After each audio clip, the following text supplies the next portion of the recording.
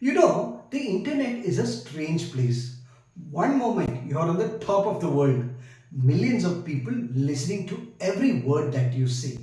And next, a few sentences can turn the tide completely against you. This is what has happened to a person called Ranbir Alabadia, better known as Beer Biceps. After he made comments on a YouTube show that many found outright offensive. What followed was real public outrage. FIRs from different states and even the Supreme Court got involved. But here's the thing, this isn't just about one creator's mistake. This is about where we draw the line between freedom of speech and crossing into the territory that damages people, values, and society as a whole. In today's video, I want to take you through what had happened and what the court said and what we, especially as people, have to do. If you want to create or share content online, this is what you're going to learn from it. So, here's the story.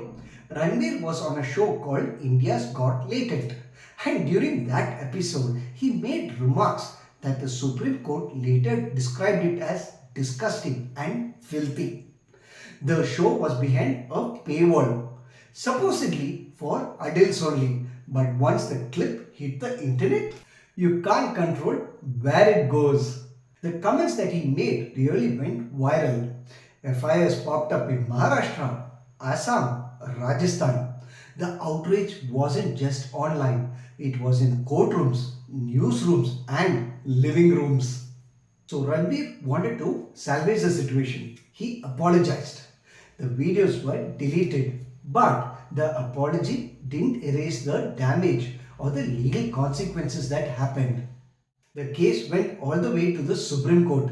Justice Suryakant and N.K. Singh didn't hold back. They were furious. They said, and I'm quoting, there is something very dirty in his mind that has been vomited by way of this program. They even questioned whether people think popularity is a license to speak all kinds of vulgarity and warned that comments like these can shame every parent, daughter, and younger brother. In fact, their comments wasn't just a legal commentary, it was a wake up call. It's a reminder that fame doesn't put you above any social responsibility.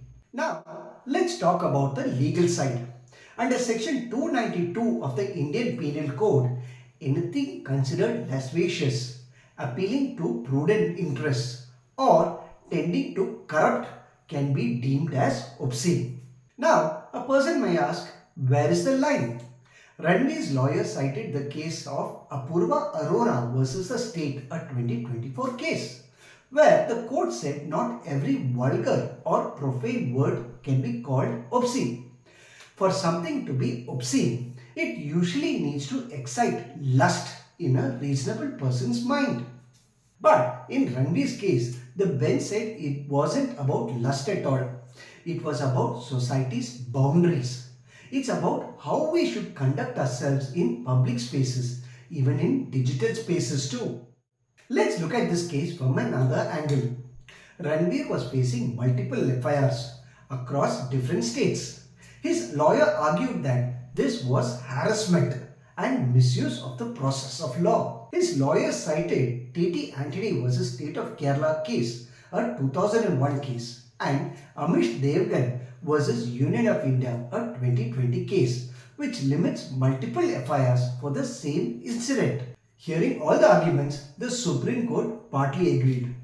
No new FIRs could be filed for the same remarks, but it wasn't a free pass. They imposed strict conditions. Firstly, he had to surrender his passport. Second, he couldn't appear on shows from now on.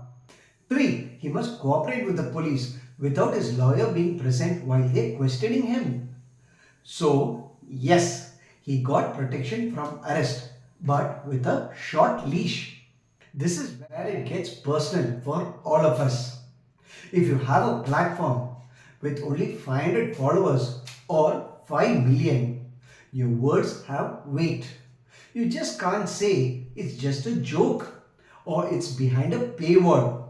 The internet doesn't work like that. In fact, this case really shows us that free speech has its limits. And those limits aren't just legal, they are moral. When we speak without empathy, we turn communications into a noise. And that noise without purpose, that's called pollution. So we need to ask ourselves before we post, is my content adding value? Am I respecting my audience? Will I be okay if my words are played back to me in court 5 years from now? At the end of the day, this case isn't just about Ranveer. It's about the culture we are building online. A culture where influence is a privilege, and that privilege comes with a responsibility. If you're a content creator, think of your microphone as a mirror. Every word that you say reflects back on you. Choosing dignity over drama. Choose impact over outrage. Now, I want to hear from you. Do you think that the Supreme Court handled this case fairly? Should content creators get more freedom, or do we need stricter boundaries? Please share your thoughts in the comments. And if you found this breakdown useful, hit the like button. Share it with someone who needs to hear this. And subscribe for more stories where law meets life. Because the law isn't in the books, it's in how we live every day. Take care. Bye.